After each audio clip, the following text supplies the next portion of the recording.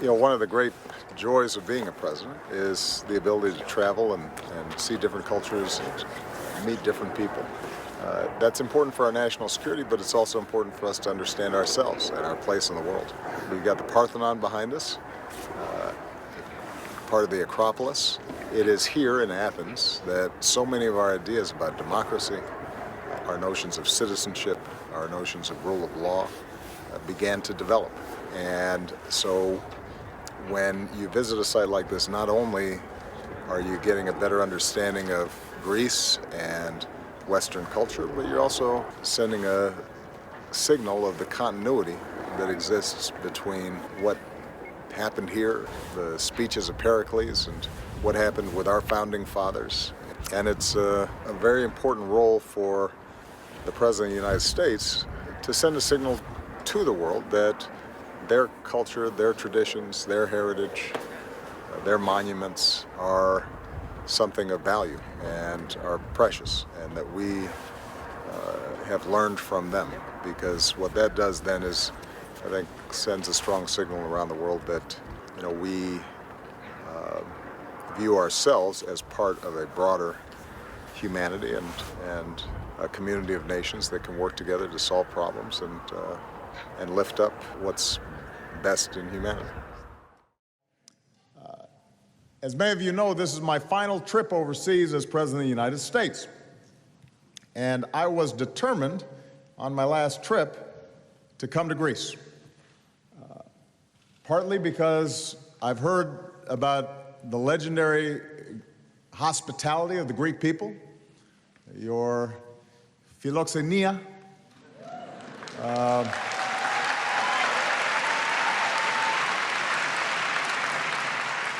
partly because I had to see the Acropolis and the Parthenon, but also because I came here with gratitude for all that Greece, this small, great world, has given to humanity through the ages. Our hearts have been moved by the tragedies of Aeschylus and Euripides. Our minds have been opened by the histories of Herodotus and Thucydides. Our understanding of the world and our place in it has been expanded by Socrates and Aristotle. Most of all, we're indebted to Greece for the most precious of gifts: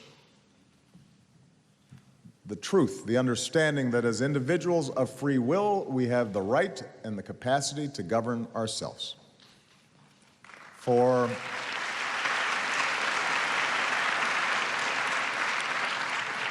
it was here, 25 centuries ago, in the rocky hills of this city, that a new idea emerged.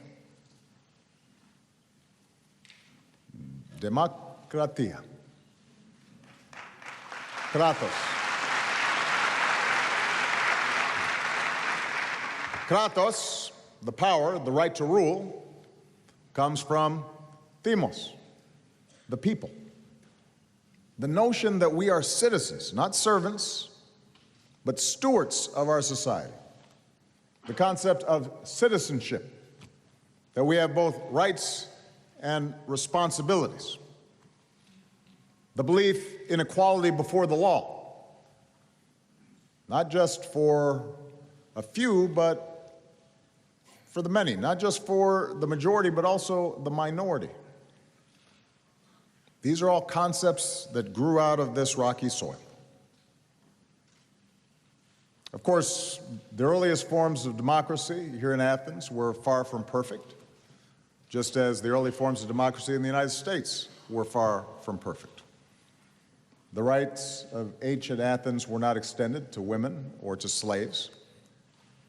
But Pericles explained our Constitution favors the many instead of the few. This is why it is called a democracy.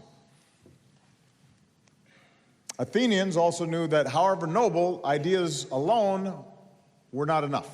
To have meaning, principles must be enshrined in laws and protected by institutions and advanced through civic participation.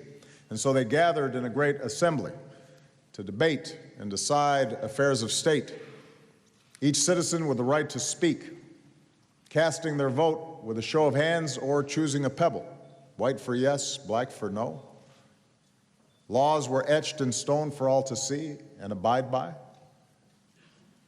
Courts with citizen jurors upheld that rule of law. Politicians weren't always happy because sometimes the stones could be used to ostracize, banish those who did not behave themselves. But across the millennia that followed, different views of power and governance have often prevailed. Throughout human history, there have been those who argue that people cannot handle democracy, that they cannot handle self-determination. They need to be told what to do. A ruler has to maintain order through violence or coercion or an iron fist. There's been a different concept of government that says might makes right, or that unchecked power can be passed through bloodlines. There's been the belief that some are superior by virtue of race or faith or ethnicity. And those beliefs so often have been used to justify conquest and exploitation and war. But through all this history, the flame first lit here in Athens never died.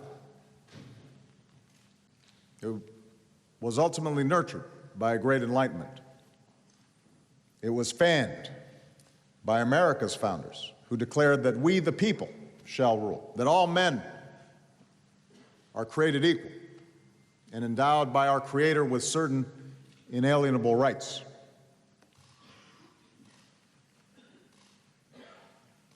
Now, at times, even today, those ideals are challenged. We've been told that these are Western ideals. We've been told that some cultures are not equipped for democratic governance and actually prefer authoritarian rule. And I will say that after 8 years of being President of the United States, having traveled around the globe, it is absolutely true that every country travels its own path. Every country has its own traditions. But what I also believe after 8 years is that the basic longing to live with dignity, the fundamental desire to have control of our lives and our future, and to want to be a part of determining the course of our communities and our nations, these yearnings are universal. They burn in every human heart.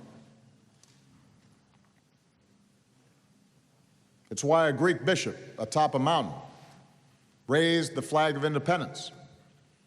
It's why peoples from the Americas to Africa to Asia threw off the yoke of colonialism. It's why people behind an iron curtain marched in solidarity and tore down that wall and joined you in a great union of democracies. Because in the end, it is up to us. It's not somebody else's job, it's not somebody else's responsibility, but it's the citizens of our countries and the citizens of the world to bend that arc of history towards justice. And that's what democracy allows us to do. That's why the most important office in any country is not president or prime minister. The most important title is citizen.